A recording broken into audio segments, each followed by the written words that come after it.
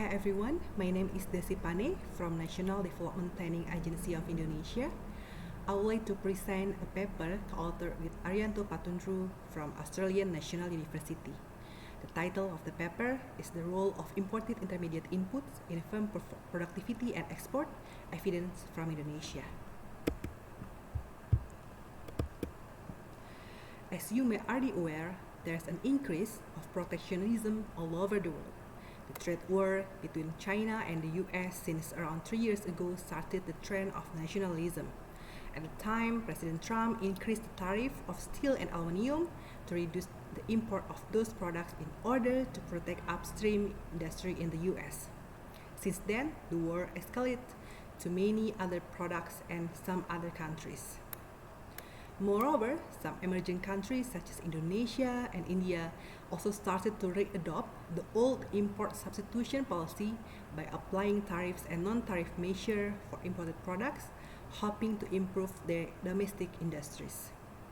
The spread of protectionism continues when many countries, including advanced economies, impose import measures such as safeguards and technical barriers that are allowed by WTO. The COVID-19 has worsened the situation as massive crisis seems to validate the self-reliance policies.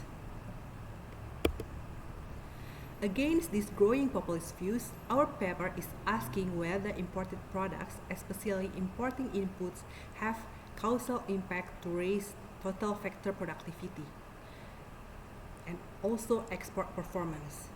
Our finding shows that imported inputs are essential as the source of productivity enhancing technology, and imported inputs increase export and also imported inputs become a ticket to participate in global production network. To investigate the impact of imported inputs on TFB at firm level, we include a discrete choice of whether or not to import from abroad in the Cobb-Douglas production function using strategy developed in previous studies. Meanwhile, to explain the impact of imported inputs on export on a firm level, we use simple basic model. However, such simple regression will have some problems due to two-way relationship between import and export. Import intermediate input and export could be simultaneous. When a firm decides to scale up its production and to access foreign market, it also needs to scale up its input. Given a certain level of productivity, the manager of a firm will estimate the potential costs and revenues from export input decision, and in doing so, they pay attention to technology and also quality embedded in the inputs. There are also sunk costs for import and export, and most productive firms will self-select into two-way trade, do both export and import, so they can spread the sunk costs across the two activities.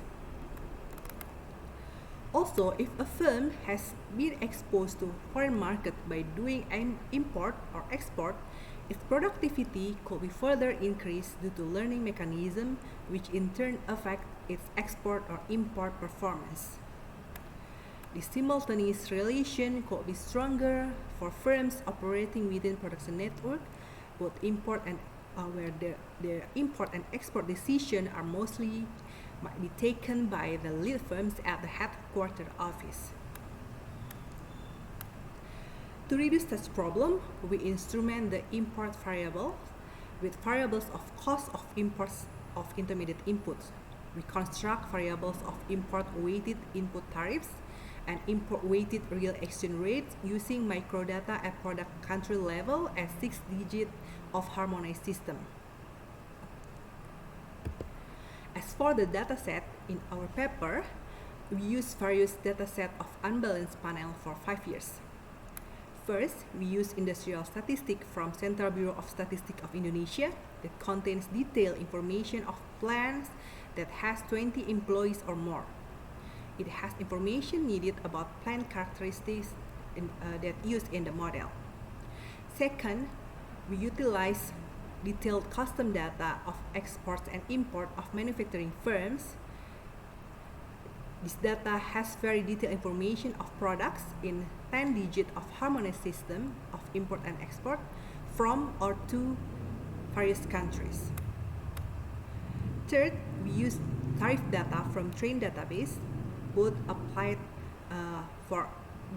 MFN tariff and also applied provincial tariff.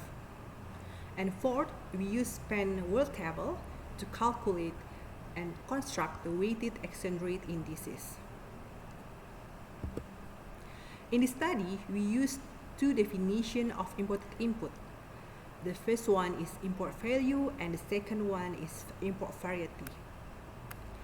The relationship of total imported values with export may show the general inference of the importance of imported input to export. It could contain the quality and revenue increasing effect of import, even though we cannot disentangle these specific effects.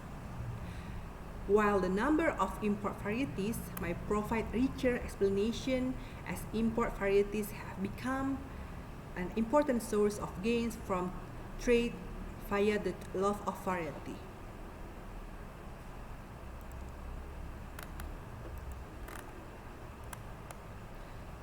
Also, sometimes of intermediate inputs might not be available domestically, then access to those inputs from foreign countries could increase a firm's capability to produce a certain products.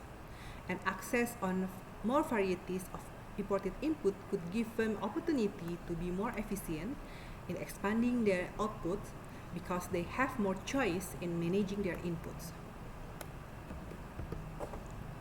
As for the result, we find that imports of intermediate input affect productivity. The decision to import some intermediate input can improve the TFP by 0.06%. Also, a 1% increase in the number of varieties of imported input improves the TFP by 0.03%. Meanwhile, we also have consistent result of the positive impact of imported inputs on export, both using simple fixed effect and instrument variables. Our preferred specifications show that importing more input positively affect the export performance in terms of both values by 0.5% and varieties by 1.8%. We conduct various extension and robustness check. Most specifications shows that our model is robust. Imports of intermediate inputs have higher impact for domestic firms. The impact of intermediate input in resource-based sector is not significant, and there is a positive effect of technology and quality embedded in the inputs from more advanced countries, and import input have very high impact on export to East Asian countries, suggesting that imported inputs help Indonesian firms to connect to regional manufacturing value chain. There is some implication of this study. First, this study demonstrates that importing intermediate inputs contribute to productivity and export growth. Second, this study also shows that change in import costs, such as tariff and exchange rates, can affect imports of intermediate inputs and also productivity and export performance. Therefore, this study supports the argument to reduce the restriction on importing intermediate inputs in order to promote productivity and export growth.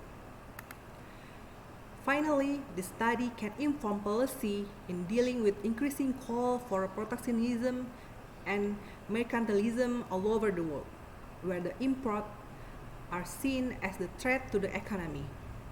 This is especially evident in the country in our study, Indonesia, where the government seems to be going back to import substitution strategy by implementing many protectionist measures. Thank you so much for listening.